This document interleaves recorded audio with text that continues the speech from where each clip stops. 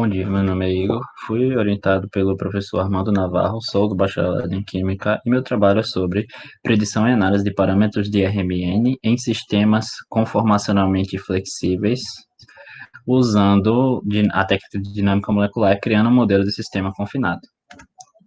Bom, dentro das classificações dos Objetivos de Desenvolvimento Sustentável da ONU, podemos classificar esse trabalho nos itens 4 e 17. 4, porque esse trabalho contribui para a educação de qualidade, tanto minha quanto do público que vier a vir assistir esse vídeo.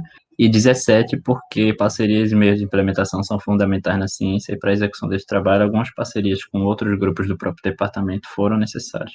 Para entender melhor esses efeitos, temos que entender o que é o acoplamento dipolar residual. O acoplamento dipolar residual surge da interação entre os spins I e S, distantes entre si por um vetor R, e a interação desses spins com o campo magnético, que estão ao ângulo θ.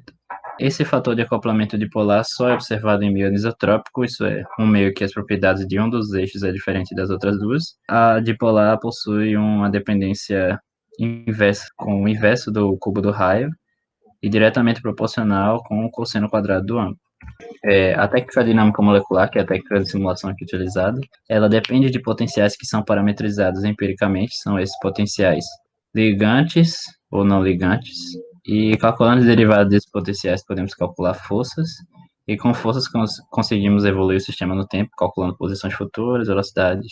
Os principais objetivos desse trabalho foram construir um modelo simplificado que conseguisse reproduzir um sistema anisotrópico em dinâmica molecular.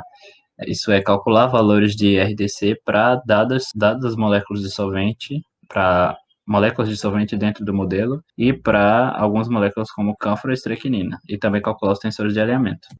Metodologia: usamos o software GROMACS, o campo de força GROMA 54A7, termostato de Berendsen com temperatura T igual a 300 Kelvin, algoritmo de Parinello-Raman em condições semi-isotrópicas.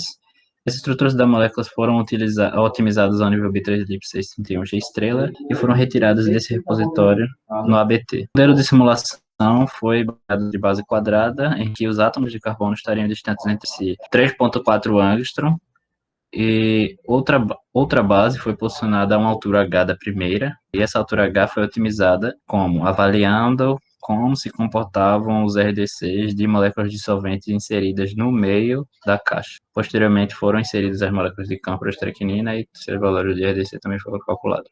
Bom, primeiro, para o resultado de otimização da altura, nós avaliamos 3 tipos de altura, 3, 4, 5 nanômetros, e podemos ver que com o aumento da altura da caixa, o valor do acoplamento dipolar diminui em módulo. Como esse acoplamento dipolar foi calculado? Da média do acoplamento dipolar entre os vetores OH de cada molécula, temos 2 vetores, então a média dos dois, e o campo magnético foi considerado ser paralelo aos eixos cartesianos e de módulo constante.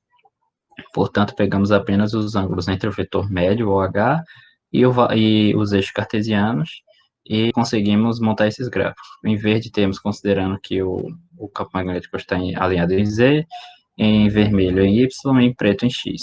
E vemos que em módulo o valor de D diminui com o aumento do tamanho da caixa. Portanto, valores de caixas maiores serão utilizados na próxima análise, visto que acoplamentos muito grandes seriam prejudiciais, porque eles não são observados na realidade.